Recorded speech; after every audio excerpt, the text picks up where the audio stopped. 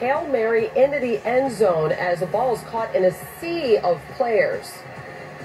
Yeah, here we go. Russell Wilson throws what we call the Hail Mary, the Big Ben, whatever you want to call it. We get a little push. We don't get that called. We have a defender that really goes up Jenkins and possesses the ball on his chest. Should be an interception. Obviously, there's some confusion with the officials.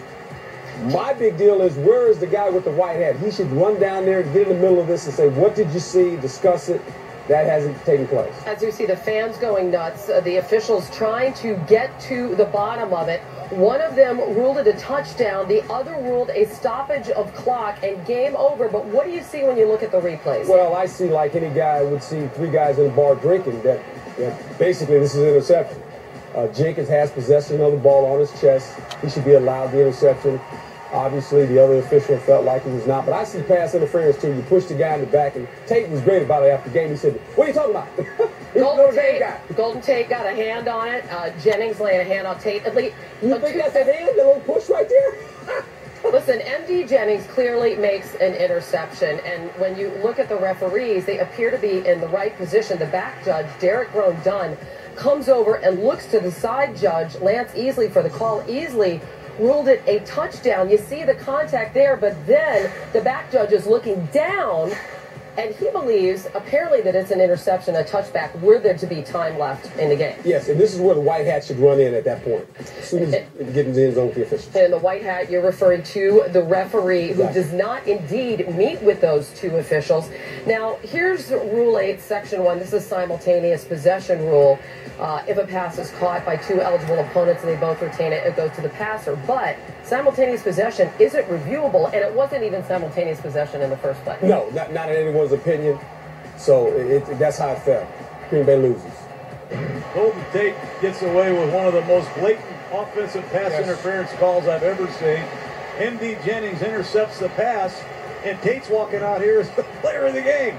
Did you push off? I don't know what you're talking about. I don't like the way this game finished. I have a bad taste in my mouth. Well, the Seahawks celebrate. The Packers leave the field. It takes about 10 minutes until they actually have to bring the players back onto the field then and kick the extra point.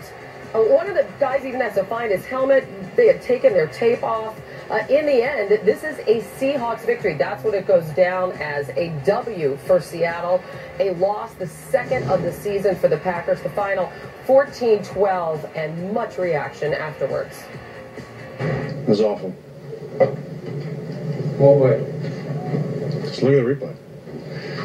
And then the fact that it was reviewed. It was awful. That's all I'm going to say about it. What I understood from the officials, that it was a simultaneous catch. That's how they called it. And then that's a tie goes to the runner. Good call. Don't ask me a question about the officials, all right? So we'll just cut to the chase right there. I didn't see it. It was in the far corner. Just, saw the reaction like most people. But, obviously the communication from our players was they had the ball. So I've never seen anything like that in all my years on football. It was crazy after the game. I mean, I saw Mike Silver on the field, and nobody had any idea what was going on.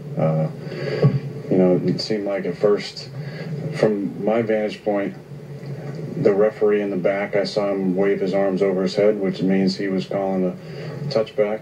No idea how the other guy